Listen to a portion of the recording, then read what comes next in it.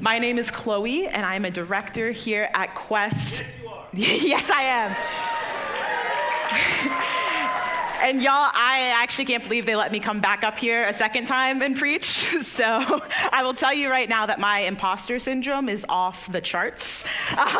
Kidding, maybe. I just like to start with self-deprecation because it makes me seem more relatable, you know? Or maybe that's just a Gen Z thing. I don't know, but I'm gonna stop talking. So as you may or may not know, or as Pastor Aaron mentioned, we're in the midst of our values series here at Quest. And this is an opportunity for us as a preaching team with the extended members of our Quest community to take a few weeks to talk about our values as a church, to talk about these things that we stay grounded in and we hold to as a community. Last week, Reverend Andy Larson shared a powerful message with us about the value of global presence. And today, I am here to talk about the value of justice and compassion. Now, if you know me at all, that probably tracks. Firstly, I'm the director of The Bridge here at Quest, which is our ministry of justice and local engagement. And I'll talk more about that later, spoiler alert. But secondly, justice is kind of just like the thing I'm known for. I really just have two defining characteristics, and it's caring about justice and having curly red hair, and that's it. That's all I got. But I will admit that as I was preparing for this sermon, I was feeling a little stuck. You know when something is so important to you, but you just can't find the words to express what you're feeling? And that's how I've been feeling for weeks. So I was talking to Pastor Brenda, and she actually asked me this question that I want to start with today. And she said it kind of like this. She was like, was justice just something you came out of the womb doing, or was there a moment that sticks out to you when you realized that what you were doing was justice? And it was a really good question for me to sit with, and it's a question I want to put out to all of us as I begin here today. Was there a moment in your life that you remember becoming aware that what you were doing was the work of justice? Now, I know there's a reason why a lot of us in this room and online are attracted to a church like Quest, myself included, because it's a church that talks a lot about justice. Many of us are drawn to that word like moths to a flame. And so for many of you in the room and online, I imagine there was a moment or maybe a series of moments in your life when you realized what it meant to be a person of justice. Maybe it was something in the news that prompted you to join a protest or sign a petition. Maybe it was a bully at school that made you stand up for someone. Maybe it was an injustice done to you and you realized that you never wanted anyone else to have to experience that. And as you think about that moment, I'll briefly share mine. Because while I would love to say that I came into this world like a little Malcolm X with my fist raised, that is not entirely true. In fact, for most of my life, I was deeply, deeply scared of speaking out or ruffling feathers. Any beliefs or convictions that I had about the world were stuffed down and suppressed because it was easier to ignore that than deal with the consequences of acting on those convictions. The moment that changed for me was in high school. I was entering my senior year when the Unite the Right rally happened in Charlottesville, Virginia. And that was when a bunch of white supremacists holding tiki torches marched on the town, and tragically somebody was killed in a counter-protest. And as a 17-year-old at the time, I was very shook by what had happened. And I didn't have a big platform or a pulpit, but I was the editor-in-chief of my high school newspaper at the time. And so I decided that I wanted to write an article about modern racism for the first feature story of the year. I did interviews with students and teachers. I did a ton of research on institutionalized racism and implicit bias, because let me tell you, the Kansas public school system does not teach you about those things.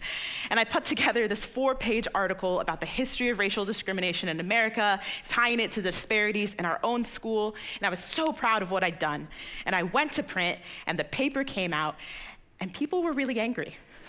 Not about the racism, but more about the fact that somebody was talking about the racism. And it turns out that writing articles about institutionalized racism does not make you popular in central Kansas. In fact, one of the Black teachers I had interviewed for my story pulled me into her room after school that day and scolded me for writing the article because she knew that it was going to cause problems. And it did cause problems, like the school board threatened to investigate our high school newspaper kind of problems.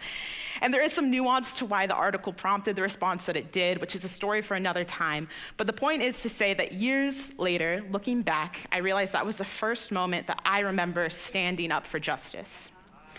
It probably wasn't the first time I'd participated in justice, but it was the first time that I became conscious of it. More importantly, the first time that I became conscious of the weight of it. Because I do believe that justice is inherent within all of us, whether we are aware of it or not, because we are made in the image of a God of justice. And so when we look back at these moments in our lives, maybe we didn't see it then, but we see it now. We are people who are drawn to justice because we are people who are following after God. And that's the thing about the work of justice, is that it shows up in so many places in our lives. Which brings me to our text for today, which I'm really excited about. And it's a text that when you first read it, you might not see the thread of justice that is happening. But I hope as we dive in today, we can see where justice and compassion are working in this story and what we can learn from it. So read with me from Genesis chapter 16. Now Sarai, Abram's wife, bore him no children. She had an Egyptian slave whose name was Hagar, and Sarai said to Abram, "You see that the Lord has prevented me from bearing children. Go into my slave. It may be that I shall obtain children by her." And Abram listened to the voice of Sarai. So after Abram had lived 10 years in the land of Canaan, Sarai, Abram's wife, took Hagar, the Egyptian, her slave, and gave her to her husband Abram as a wife. He went into Hagar, and she conceived. And when she saw that she had conceived, she looked with contempt on her mistress. Then Sarai said to Abram, "May the wrong done to me be on you. I gave my slave to your embrace, and when she saw that she had conceived, she looked on me with contempt. May the Lord judge between you and me." But Abram said to Sarai, "Your slave is in your power. Do to her as you please." Then Sarai dealt harshly with her, and she ran away from her. The angel of the Lord found her by a spring of water in the wilderness, the spring on the way to Shur. And he said, "Hagar, slave of Sarai, where have you come from, and where are you going?" She said, "I'm running away from my mistress Sarai." The angel of the Lord said to her, "Return to your mistress and submit to her." The angel of the Lord also said to her, "I will so greatly multiply your offspring that they cannot be counted for multitude." So she named the Lord who spoke to her, "You are El Roi," for she said, "Have I really seen God and remained alive after seeing him?" A word of prayer before I dive in. God of justice, will your spirit stir in us today as we lean into your invitation to be people who do good, who seek justice, who correct oppression. Open our minds to what you have to say to us today. May you plant seeds in our hearts that will grow through our hands and feet. In your holy name, amen. So let me set the scene. We open on Abram and Sarai, who will later be named Abraham and Sarah, and for the sake of familiarity and recognizing my own tendency to slip up, I'm going to use those names. But these are two people we often hold as these foundational figures of our faith. You know the song, "Father Abraham had many sons, and many sons had Father Abraham," which, by the way, as a young girl singing that, I would just like to thank the church for giving me my first gender crisis. Thanks. But I digress. The first 100 times that I read this story in Sunday school, I never paid much attention to the other person in this story, Hagar. Because to me, the story was about God's promise to Abraham, about the trials and tribulations that Abraham and Sarah have to go to, and the trust that they have in God. Hagar is erased from this version of the story almost entirely. Also, probably because explaining concubines to children is a little complicated. But I returned to the story in college, and I have not stopped thinking about Hagar since. See, in the midst of this story of two of God's chosen people journeying through the land with God's promises of blessing and abundance, we have this counter-narrative of an enslaved, oppressed woman who was taken from her home in Egypt, likely sold or traded into the household of these powerful and wealthy strangers.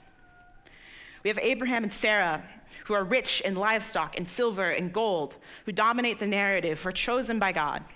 We have Hagar, the concubine, the Egyptian, the one whose story gets overlooked. In fact, we cannot even be sure that Hagar is her real name, because in Hebrew, Hagar can be translated as the foreigner, alien, or sojourner.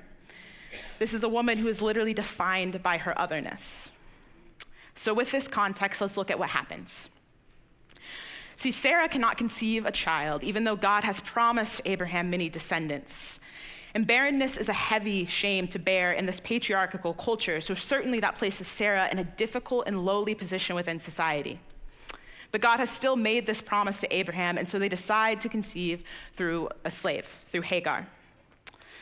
Now, with this decision, Hagar is no longer a slave, according to custom. She's now elevated to a wife of Abraham. And all of this is incredibly problematic, and I do want you to remember this when somebody says they don't support queer rights because of biblical marriage. But again, I digress. Hagar's status in the household has risen. And now Sarah must be confronted with this woman who not only has risen from slave status, but also who can give Abraham something that she cannot. And it creates conflict between the women. And at the end of this conflict, we get this verse that says, Sarai dealt harshly with Hagar, and she ran away from her. Now, this is the verse that changed my entire view of this story. Because if you look at the biblical Hebrew, or more accurately, if you look at online translation tools of biblical Hebrew, because you cannot read biblical Hebrew, you'll see that the word used for harshly in this verse is the same word that is used to describe how the Egyptians treated the Israelites in Egypt. This is not just a snide comment that Sarah makes. This is full-blown oppression. And so Hagar runs away. And when she runs away, an angel of God confronts her in the wilderness. And the angel makes a promise to Hagar that her descendants will multiply, much like the promise made to Abraham. But still in this encounter, the angel tells Hagar to return to Abraham and Sarah and submit. See, this is the point of the story where I have beef with God. This woman is oppressed. She was taken as a slave, and she's still being treated as a slave, even as she bears Abraham's child. And she finally gets free, and yet God is sending her right back to the source of her oppression. Surely I am not reading that right. That is not the God that I know. And yet something else important happens here. See, this is the first and only moment in the Bible where anyone gives God a name. This oppressed, enslaved Egyptian woman is the only person in the Bible to name God. And in this moment, as God is sending her back to her oppressor, what name does she give God? El Roi, the God who sees. Church, what does it mean to see someone? What does it mean to see someone in their wilderness, in their place of greatest need? That is the question that I'm wrestling with within this story and in this conversation about justice and compassion. Because I believe that what God has demonstrated in this part of the story is compassion.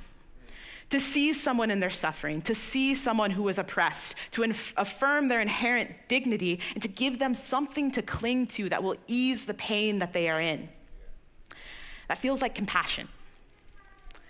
But what I'm struggling with is that that doesn't exactly sound like justice to me. That's why you've heard me talk a lot about justice so far, but I'm struggling a little bit more with the compassion part. Because we talk about justice and compassion, but are they the same thing? Are they different? What role do they play when we talk about them in conjunction with one another? I'm not here to give you a definitive answer, but I am here to share what I think for the next 20 minutes. I have a little bit of authority because they gave me a mic. And after that, I promise you can just ignore me again. But justice and compassion are importantly and intrinsically connected. But they are not the same thing. If we look at Genesis 16, God sees Hagar. But to see someone is not the same thing as to liberate them. And listen, I do believe that it is important that we see people in the midst of their hardships. It is important that we have compassion. It is important that we see the unhoused neighbor on the street. It is important that we see the children being traumatized and murdered by gun violence in their schools. It is important that we see Palestinians bleeding out in Gaza. It is important that we let those things break our hearts. But even as we see someone, if nothing about their circumstance changes, then is that truly justice? If I see a neighbor sleeping on the street and I give them a sleeping bag to ease their pain, but then the Supreme Court turns around and rules that that person could be arrested for using that sleeping bag in a public park, is that justice? If we affirm queer people in our churches, but outside these walls, trans people are being denied access to life-saving, gender-affirming care, is that justice? If we see people, but we do nothing to intervene at the source of their oppression, then I don't think we truly see them. I think we look at them. I think like the priest and the Levite who passed by the traveler that was bloody and beaten on the side of the road but never stopped to help, we pay them a glance as we pass by. But if we truly saw people in their wilderness, as God saw Hagar, then I pray that we would be moved to justice. We'd be compelled to do exceedingly more. So let me go back to the story of Hagar, because it does not end in chapter 16. After several other developments, including Sarah giving birth to her own son Isaac, we return to Hagar's story in Genesis 21. And Hagar and Sarah are once again at each other's throat. And after an incident between Sarah and Hagar's sons, Sarah demands that Hagar be thrown out of the house. And God agrees with Sarah and commands Abraham to do so. So Abraham gathers a few supplies and sends Hagar and her son Ishmael back into the wilderness once again. Which at this point, you might be thinking, so where exactly is the justice in this? Which, so true, so fair, just stay with me. Because once again, God meets Hagar in that wilderness, and as she is crying out because they have run out of water and supplies, and she is watching her son slowly succumb to his thirst, God appears at the time of their need. But this time, when they meet, God does not send Hagar back. In fact, as we close out on Hagar's story, what we discover in chapter 21 is that Hagar actually returns to Egypt. And she finds an Egyptian wife to her son according to Egyptian tradition, and God's promises remain. And so what I'm most compelled by in this story is the fact that Hagar's story begins with her being taken from her home in Egypt as a slave, and it ends with her returning there as a free woman, as the mother of many nations. And to me, even in the midst of all that she experiences, there is justice in that. Hagar is no longer bound by Sarah's oppression. She's no longer a slave in a foreign land. She is home. When God encounters Hagar in the wilderness the first time, God shows her compassion. But when God encounters Hagar in the wilderness the second time, God delivers her justice. And what I'm trying to say to you this morning is that we must go further than just having compassion for our neighbor. It is an important part of our story, and it's an important part of what it means for us to see people, but it is not the end goal. If we ease the pain, but we don't remove the source of their suffering, then we are sending people back into their oppression. Compassion lessens the load that people bear, but justice takes what people are carrying and repurposes that burden to build a whole new system that actually works to free people. The end goal must always be liberation. So what does this mean for us? Because I can give a nice little Bible study, but if we don't learn to embody the scriptures, then the church becomes a book club. Can I be honest with you all? Is it okay to be vulnerable in church? I don't know. I cannot stand up here and give you a 6-point plan on how to be people of justice and compassion. In fact, it's difficult for me to even stand up here and call the church into embodying this value in our everyday lives. Because the reality is that embodying justice and compassion is hard. It is difficult.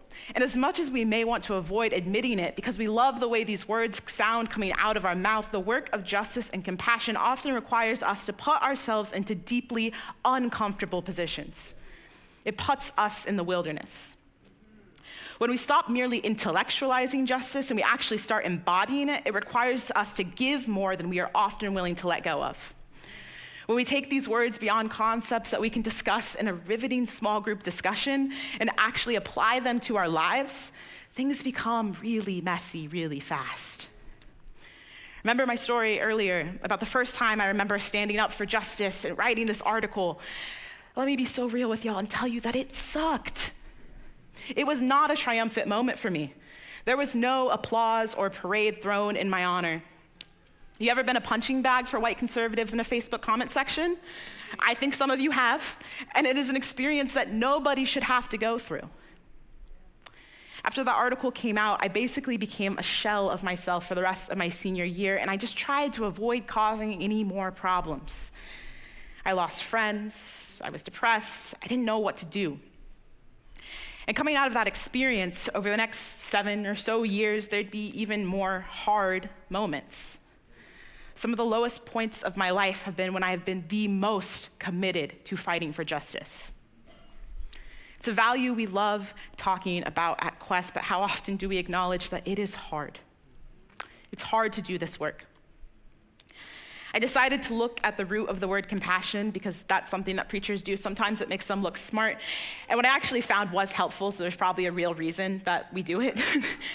But see, compassion comes from two Latin roots. Com, which means with or together, and pati, which means to suffer. So if we put those two definitions together, what we literally get is suffer with. Compassion is to suffer with. Think of where else we see this word pati or passion, the passion of the cross, wherein Jesus' compassion for humanity was so deep that he suffered with all on the cross to liberate us from the oppression of sin. And y'all, that got me thinking, maybe that's why justice is so hard.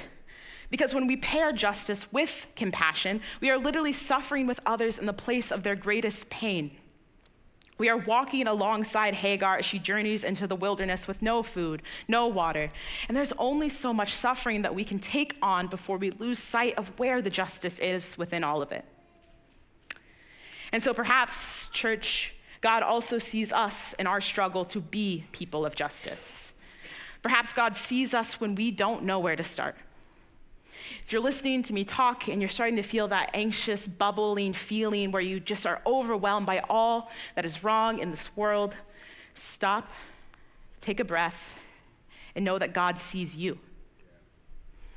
Because God does not call us to things that God has not equipped us for. And church, I assure you that we are called to justice. Look no further than Micah 6:8 up on the wall there. And we are called to compassion. In fact, I think that as Christians, that calling to be people of justice and compassion is what makes us uniquely suited for the work of social justice. It's our ability to hold the command to love our neighbor as ourselves alongside the command to do justice, love mercy, and walk humbly.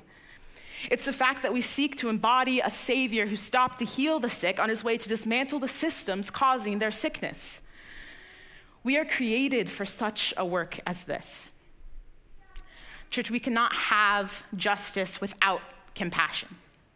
We cannot have a justice that seeks to burn everything down and never stops to ask who is still trapped in the house.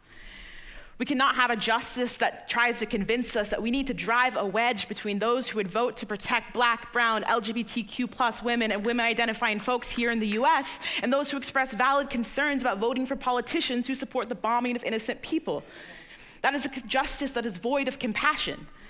We cannot have a justice that is quick to isolate people who we disagree with and refuses to give space for those people to grow in understanding.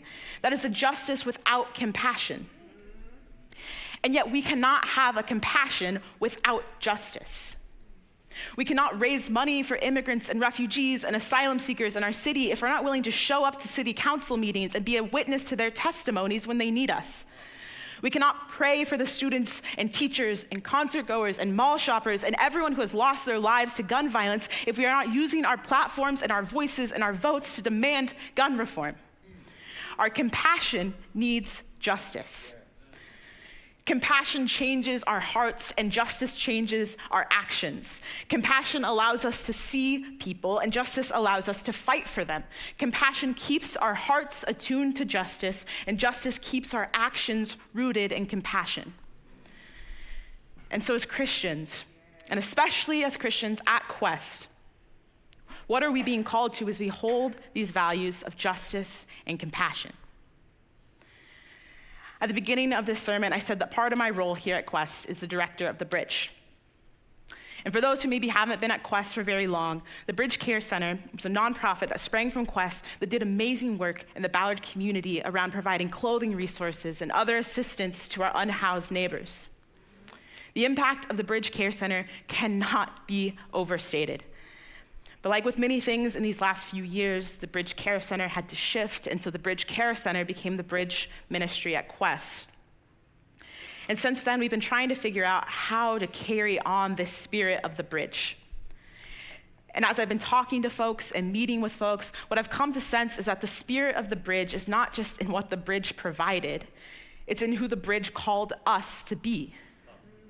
The Bridge called us to be a bridge. to be a bridge to compassion, to be a bridge to justice, to be a bridge to people in our communities. It called us to be people who see those in the wilderness and who make them feel seen. None of that lessens in importance just because the Bridge Care Center no longer exists in the way that it once did. But Quest, let me tell you, here's the other thing about justice and compassion that I've also been wrestling with through these conversations over the last few months. It's too often that we treat this work as if it's a one-way street. We have compassion for others. We do justice for others. The object is always something or someone else.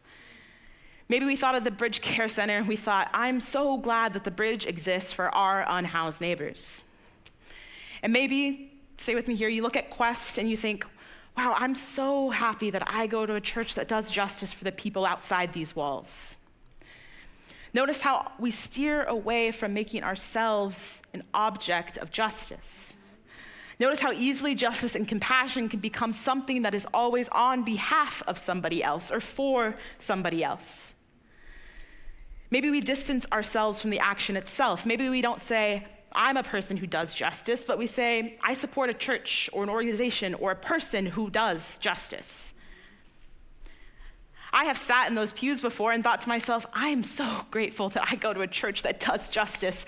And then I go home and I don't think about it again until next Sunday. I've been there. And y'all, I'm just gonna say that I don't know how we can embody justice and compassion when compassion literally means to suffer with, if we cannot see ourselves as an object of justice. And not in a way that centers ourselves and our needs in the work of justice, because the Lord knows there are enough activists and organizations that do that, but rather in a way that places us as individuals within the collective struggle. In a way that acknowledges that my freedom and liberation is tied to the freedom and liberation of my neighbor.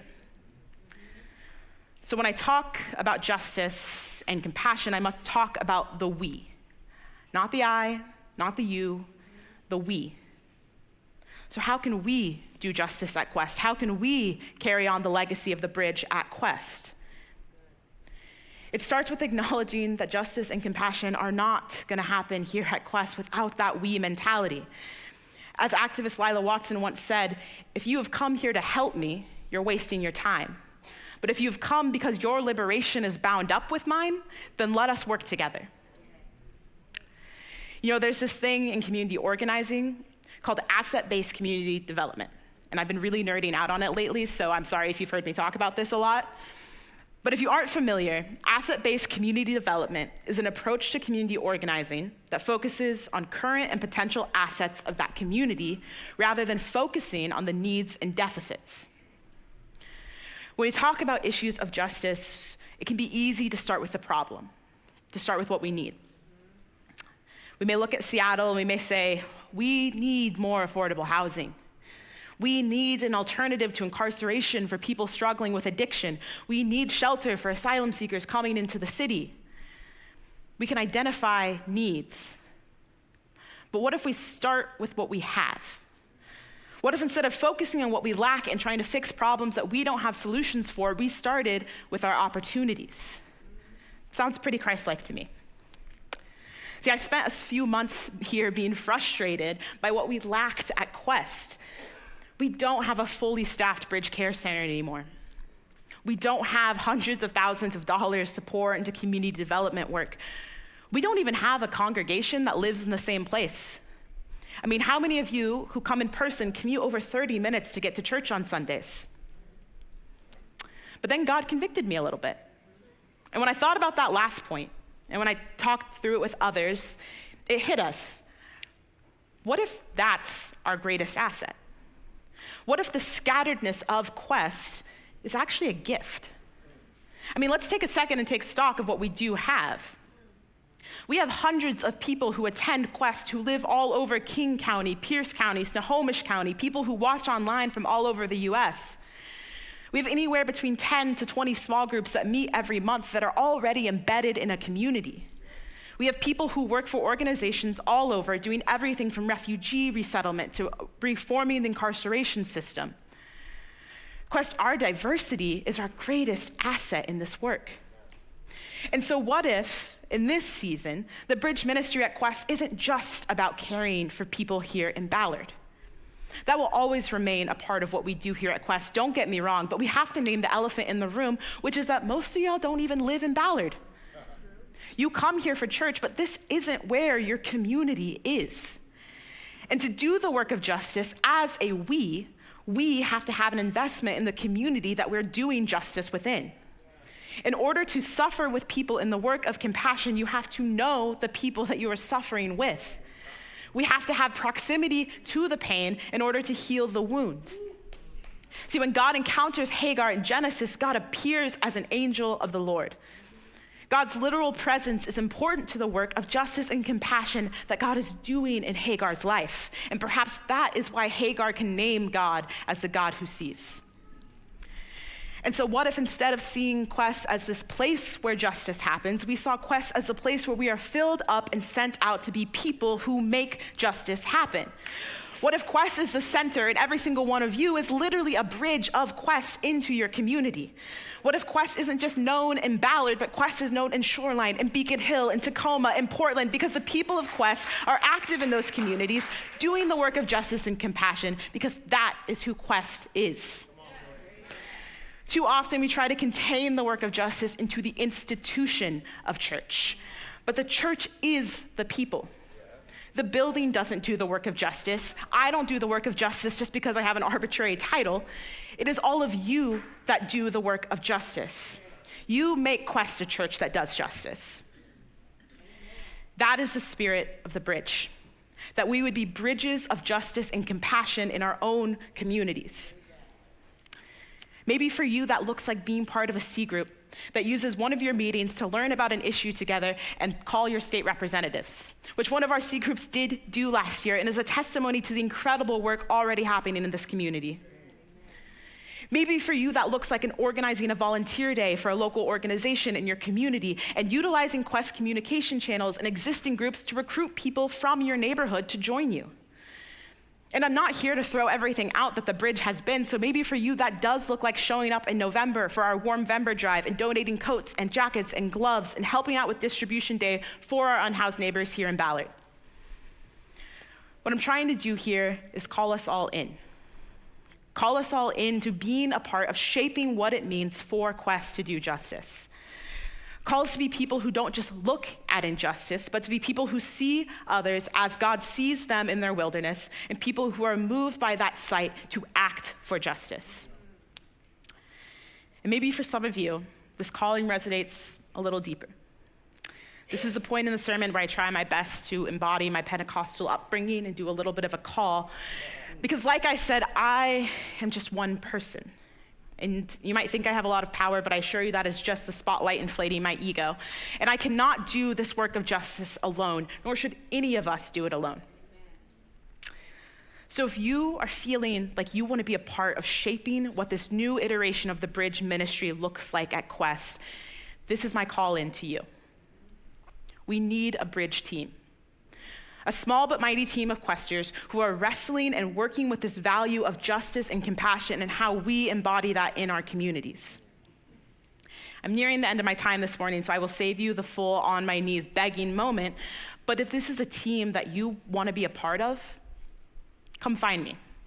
Or if you want time to think about it, there's this bulletin board in the lobby near the theology library, and it says Community and Justice Board, which also plug for that. That is literally a hub of ways to get involved in justice work in Seattle. So please look at it, please submit posters, please engage with it.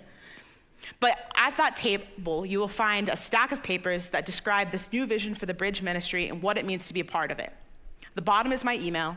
It has all the expectations. So grab a piece of paper, pray about it, and then send me an email. This part is really hard for me because I don't like asking for help. But I do believe that there are people in this church who are looking for ways that we can embody these values together better. And so as I close today, Quest, let me leave you with this. I began this sermon asking you to reflect on the moment when you realized what justice was. Maybe the moment you realized what it cost. And I want to close today by asking you to think about the moment that motivated you to keep fighting. Because if you care about justice, and you have compassion for the injustice of this world, you will likely reach a breaking point. You'll reach that point where you feel like God doesn't see you. God doesn't see your neighbor. God doesn't see the suffering of this world. And yet there has to be the shred of hope that you can cling to that keeps you going in this work.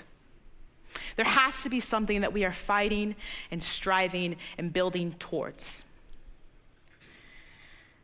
I brought with me this little scrap of paper that represents mine. If you can't see, it is a heart with a Progress Pride flag on one side, and on the other side, it says, "Thank you." This was given to me by a little girl who saw me and my friends fighting for queer rights at our college on TikTok. She begged her mom to drive her and her siblings to a sit-in that we were holding at Seattle Pacific University. And this girl had no connection to Seattle Pacific University, but her and her family took a few shifts of the sit-in with us.